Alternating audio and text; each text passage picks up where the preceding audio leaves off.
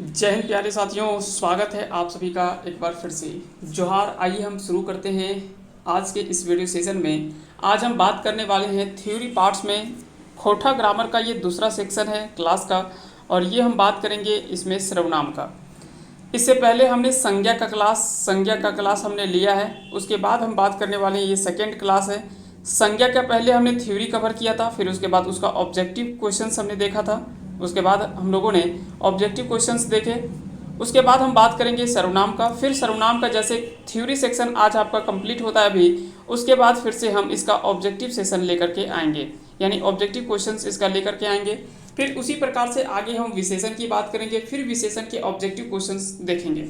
तो पहले theory parts को हम कवर करेंगे, उसके बाद हम ऑब्जेक्टिव क्वेश्चंस को भी हम देखते चलेंगे। तो चलिए शुरू करते हैं आज के इस वीडियो सेशन में। उम्मीद करेंगे कि आज का ये वीडियो सेशन आप सभी के लिए काफ़ी ज़्यादा हेल्पफुल हो, जिससे आप आने वाले सभी परीक्षाओं में, जो भी परीक्षा है जहां से आपको खोटा ग्रामर से या खोटा व्याकरण से आपसे प्रश्न पूछे जाएंगे, वहां पे आप आसानी से इन सारे सवालों के आप जवाब दे पाएंगे। चलिए शुरू करते हैं आज के इस वीडियो सेशन को। सबसे पहले हम समझते हैं कि सर्वनाम का। तो सर्वनाम, या जिसको हम खोटा में सर्वनाम कहते हैं, है ना, इसको इंग्लिश में प्रोनाउन कहा जाता है। इसकी परिभाषा से पहले हम बात करें कि सर्वनाम आखिर में होता क्या है। तो संज्ञा के बदले में सपोज दैट अगर कहता है कि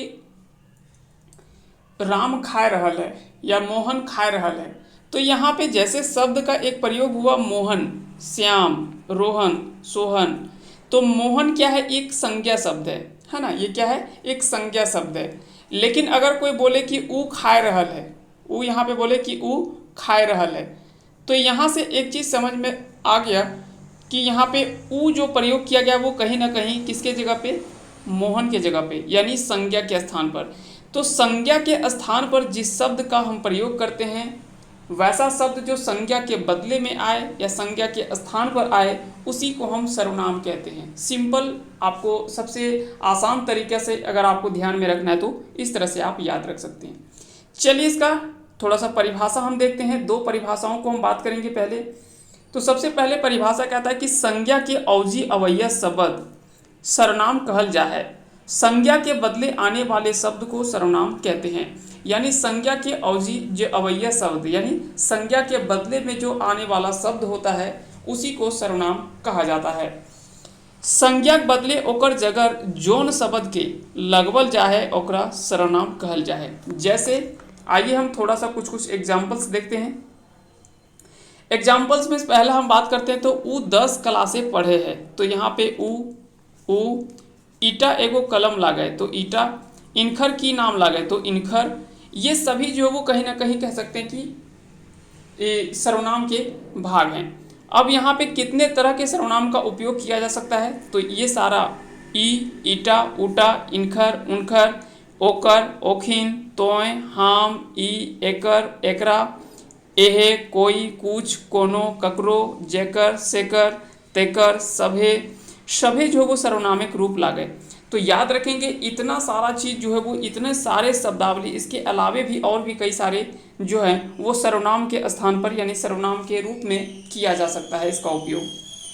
ये सारा कहीं ना कहीं एक संज्ञा या किसी को संबोधित करने के लिए एक अलग अलग आधार पर हो सकता है। वो संबंध के आधार पर प्रश्नवाचक हो सकता है, ठीक है, निश्चित वाचक हो सकता है, अनिश्चित वाचक हो सकता है, व्यक्तिवाचक हो सकता है। तो ये सारे भेद को हम देखेंगे कि कितने सारे भेद हैं और अलग अलग भेदों के आधार पर भी इसका प्रयोग किया जाता है। तो कुल मिलाकर याद रखना, ये सारा जो है वो क्या है, तो सर्वनाम के रूप में देखने को मिल सकता है। बात करते हैं सर्वनाम के भेद। तो सर्वनाम के कितने भेद हैं, तो सर्वनाम के मूल रूप से 6 भेद होते हैं। तो सर्वनाम के 6 को भेद है। कौन कौन सा भेद होता है, तो पुरुषवाचक, ठेकानवाचक जिसको निश्चयवाचक कहा जाता है, अनठेकानवाचक यानी अनिश्चित वाचक, नाता गोता या नार जोर वाचक सर्वनाम, 5वां आता है सवाल या तो फिर प्रश्नवाचक सर्वनाम, और 6ठा आता है माइन गैन या नीज वाचक सर्वनाम। तो इस प्रकार से सर्वनाम के कुल 6 भेद होते हैं। यहाँ से भी आपसे सवाल पूछा जा सकता है। तो सिंपल याद रखना है कि सर्वनाम सबसे पहले कहते किसे हैं, तो संज्ञा के बदले में जो शब्द आता है उसी को हम सर्वनाम कहते हैं। जैसे ऊ, ओकर, हाम, तोय, तोहिन, उनखा, इस तरह से कई सारे शब्द आते हैं, है ना। तो ये सारे शब्द जितने भी उपयोग हो जाते हैं, जो भी संज्ञा के जगह पे उपयोग किए जाते हैं, वो सारे शब्दावली क्या होंगे, तो वो सर्वनाम के रूप में उपयोग किया जाता है। अब हम बात करते हैं सर्वनाम के भेद। हमने देख लिया कि केवल कितने भेद होते हैं, तो सर्वनाम के 6 गो भेद होते हैं। अब एक एक करके सारे भेद को हम, एक एक करके सारे पार्ट्स को हम कवर करेंगे। तो चलिए पहला हम देखते हैं। सबसे पहला इसमें बात करेंगे व्यक्तिवाचक या पुरुषवाचक सर्वनाम। तो व्यक्तिवाचक या पुरुषवाचक सर्वनाम किसे कहते हैं, तो जे सर्वनाम कोनो व्यक्ति के नाम के बदले आवे है ओकरा पुरुषवाचक सर्वनाम कहल जा है। हियाँ व्यक्ति के अर्थ जैनी और मर्द यानी स्त्री और पुरुष दुइयों से है। कहने का अर्थ है कि व्यक्तिवाचक या तो फिर पुरुषवाचक सर्वनाम उसे कहेंगे जे सर्वनाम कोनो व्यक्ति के यानी किसी व्यक्ति के बदले में आवो है ओकरे कहल जा है पुरुषवाचक सर्वनाम। अब यहाँ पे पुरुषवाचक कहने का अर्थ है, ऐसा नहीं कि सिर्फ यहाँ पे पुरुष की बात की जा रही है, ऐसा नहीं है। व्यक्ति के रूप में यहाँ पे बात किया गया है, चाहे स्त्री हो सकता है या तो पुरुष, दोनों हो सकता है। अब हम इसके भाग देखते हैं कि जो पुरुषवाचक सर्वनाम है उसको किस रूप में, किस किस रूप में देख सकते हैं। तो सबसे पहले इसको हमने बांट दिया 3 भागों में, ठीक है। तो इसको 3 भाग में सबसे पहले हमने बांट दिया, कौन कौन से, उत्तम पुरुष, मध्यम पुरुष और है अन्य पुरुष। इसमें से भी हम बात करते हैं 2 भाग में, एक सिंगुलर नंबर और एक है प्लूरल नंबर यानी एक वचन और बहुवचन। एक वचन जहाँ पे एक की बात की जा रही है, बहुवचन जहाँ एक से अधिक की बात की जाती है, उसे हम बहुवचन के रूप में देखते हैं। सबसे पहले हम बात करते हैं उत्तम पुरुष में। तो उत्तम पुरुष में हम या हाम, तो ये क्या है, एक वचन है। जबकि हामिन, हमरिन या हामनिन, जिसको हम लोग भी कहते हैं, है ना, तो ये सारा क्या हो जाएगा, ये उत्तम पुरुष के अंतर्गत आता है।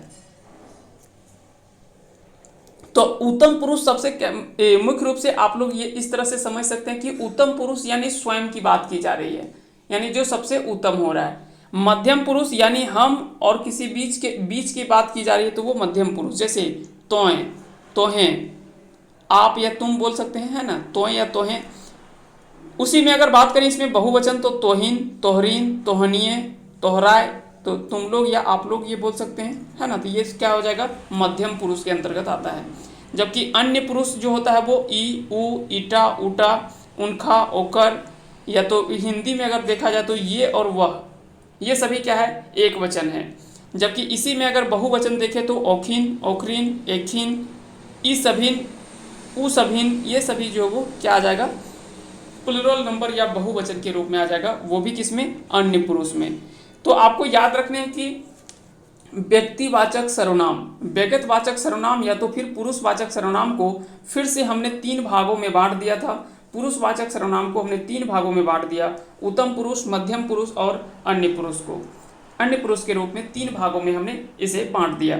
तो इस प्रकार से भी आपसे हो सकता है कि सवाल पूछा जा सकता है कि हम या हम किस तरह का सर्वनाम है, उत्तम पुरुष, मध्यम पुरुष, अन्य पुरुष या उपयुक्त में से कोई नहीं, या तो फिर सभी।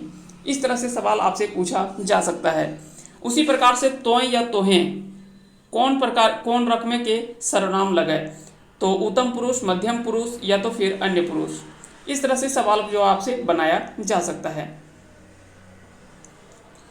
अगला जो आता है दूसरा इसमें टाइप है, वो है ठेकानवाचक या निश्चयवाचक सर्वनाम। तो आप नाम से ही इन चीज़ों को आप आसानी से समझ लेंगे।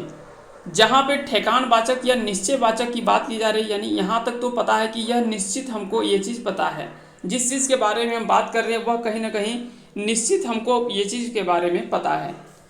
जे सर्वनाम निश्चित चीज़ें के अवैया रहे है ओकरा निश्चयवाचक सर्वनाम कहल जा है। नजीक के बतवे खातिर ई और दूरे के बतवे खातिर ऊ सर्वनाम कर प्रयोग करल जाए। तो जो सामने वाले नज़दीक को दर्शाना हो, अगर सामने वाले सर्वनाम को दर्शाना है तो उसे ई के रूप में कहते हैं। जैसे ई कलमा हमर है, तो यहाँ पे क्या है कि ई कलमा कहने का अर्थ है कि इस कलम के बारे में हमको एक निश्चित है। जैसे हमने बोल दिया कि ई हरका कलमा हमर लगे, तो यहाँ पे क्या कि मतलब हरका कलमा जो है वो हमर है, तो यहाँ से एक निश्चित की बात की जा रही है, ठीक है। ऊ तोर घर लगो, तो यहाँ पे क्या है कि ऊ तोर घर लगो, तो वहाँ पे कहीं ना कहीं हमको घर के बारे में पता है कि वो घर जो है वो तेरा है, तो एक निश्चित हमको वहाँ पे पता चलता है।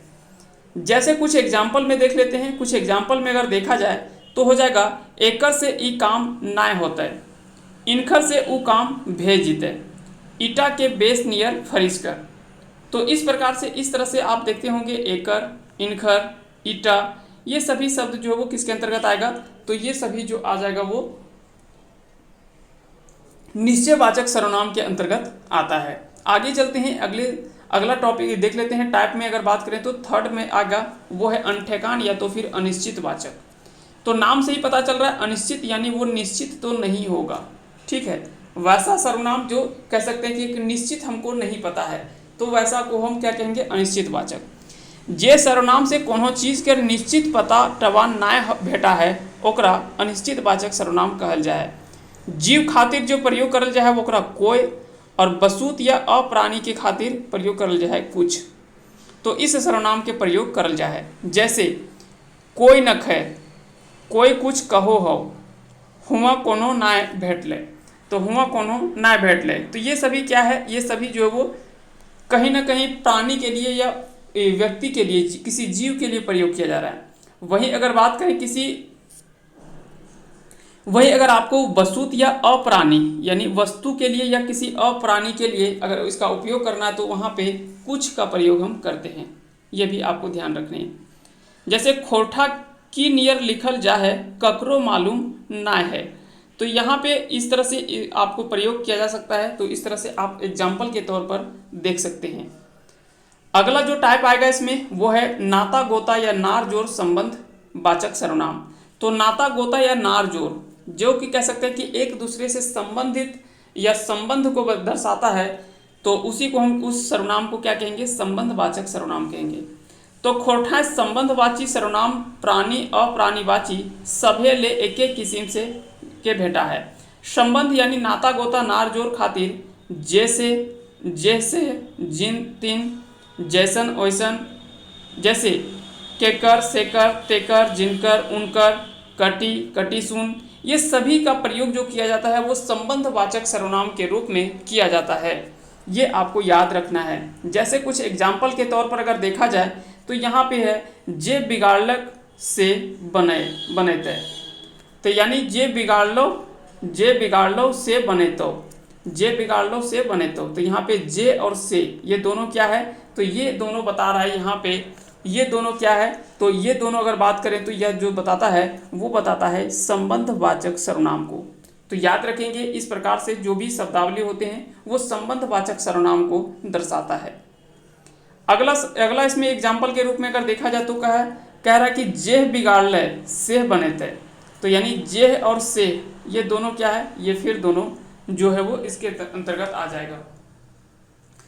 फिर उसके बाद है जिनकर खेत हक है तिनकर गर्जे नाय, गर्जे यानी चिंता, यानी जिसका खेत है उसको चिंता ही नहीं है ना, इस प्रकार से ले सकते हैं। जेकर घर बजवा बाज रहल है तेकर घरे बिया है, तो यहाँ पे जेकर और तेकर ये दोनों को ले सकते हैं संबंधवाचक सर्वनाम के रूप में।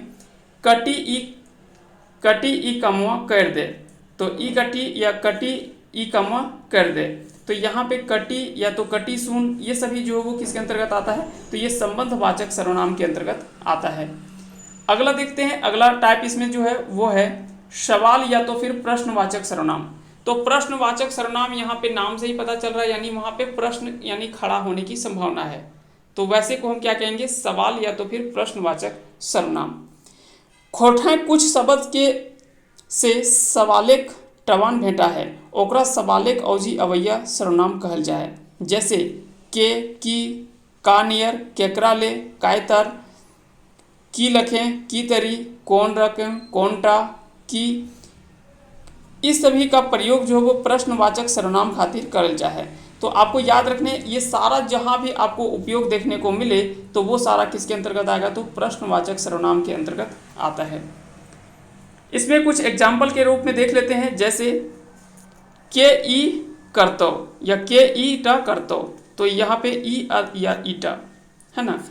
के नियर ई कमवा भेते, का नियर पढ़ ही केकरा ले तो खैट रहल ही, का तर पढ़े है पता नहीं कौन टा काम ई करता है, तो ये सभी यहाँ पे जो भी आपको देखने को मिल रहा है ये सभी संबंधवाचक सर्वनाम को दर्शाता रहा है ना। तो इसका सही आंसर क्या हो जाएगा, संबंधवाचक सर्वनाम के रूप में। इस तरह से इन सारी चीज़ों को आप देख सकते हैं। अगला जो है इसमें अगला आता है वो है लास्ट आपका माइन गैन, यानी महत्व या तो फिर इसे नीचवाचक सर्वनाम के रूप में जाना जाता है।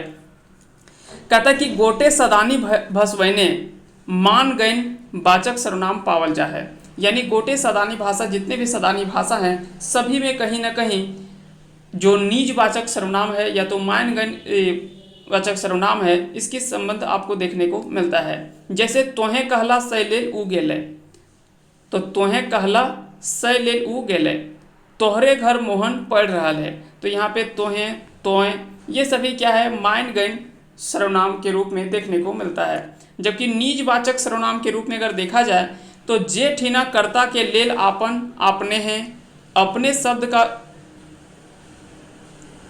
शब्द गुला कर प्रयोग करल जा है, ओकरा की कहल जाए तो ओकरा कहल जाए नीचवाचक सर्वनाम। जैसे एग्जाम्पल के रूप में देखते हैं, हम आपने पढ़ लेबै, यानी हम आपने हैं पढ़ लेबै, तोरा आपने रांधो पड़तो, तोरा अपने रांधे पड़तो।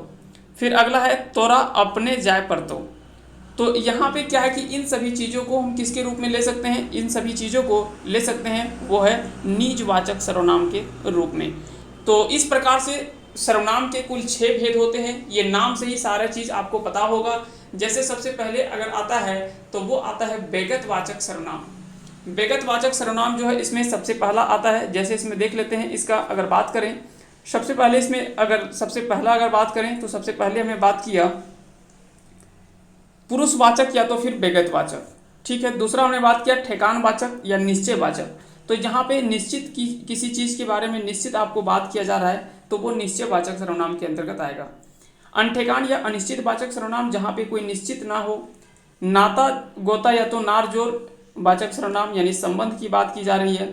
सवाल या प्रश्नवाचक सर्वनाम, जहाँ पे सवाल खड़ा हो रहा है। और छठा आता है वो है नीचवाचक सर्वनाम, जहाँ पे स्वयं के लिए खुद उसका प्रयोग जो वो किया जा रहा है। तो इस प्रकार से सर्वनाम के कुल 6 भेद होते हैं। संज्ञा के बदले में आने वाले शब्द को ही क्या कहा जाता है, तो सर्वनाम कहा जाता है। तो बस आपको कुल मिलाकर के इतना चीज़ आपको ध्यान में रखना है, और सिर्फ नाम आपको, सारा नाम आपको याद रखने हैं। जब आप नाम याद रख लेंगे उसके बाद प्रश्न आपसे छूटेगा नहीं, इतना तो कन्फर्म है। तो इसके बाद हम बात करेंगे इसके ऑब्जेक्टिव पार्ट्स में, इसके बाद हम आएंगे इसके ऑब्जेक्टिव पार्ट में। तो इसके बाद का जो क्लास होगा इसका ऑब्जेक्टिव होगा, और लगभग आपके 50 to 60 क्वेश्चंस हम इसमें कवर करने वाले हैं, जो कि लगभग जितने भी प्रश्न जो है वो सर्वनाम से इम्पोर्टेंट बन सकता है उन सारे प्रश्नों को हम लेकर के आ रहे हैं। जल्द ही इसका क्लास जो है वो होगा। तो उम्मीद करते हैं कि आज का ये वीडियो सेशन आप सभी के लिए पसंद आया होगा। अगर पसंद आया होगा तो इस वीडियो को लाइक करें, साथ ही साथ चैनल पे नए हैं तो चैनल को सब्सक्राइब करें और बेल आइकन को प्रेस करें, ताकि जब भी कोई वीडियो अपलोड करें तो उसका नोटिफिकेशन आपके पास चला जाए और आप आसानी से उन सभी वीडियो का बेनिफिट्स उठा सकें। आप सभी को तब तक के लिए बहुत बहुत धन्यवाद। फिर मिलते हैं हम अगले वीडियो में, तब तक के लिए जय हिंद, जय भारत।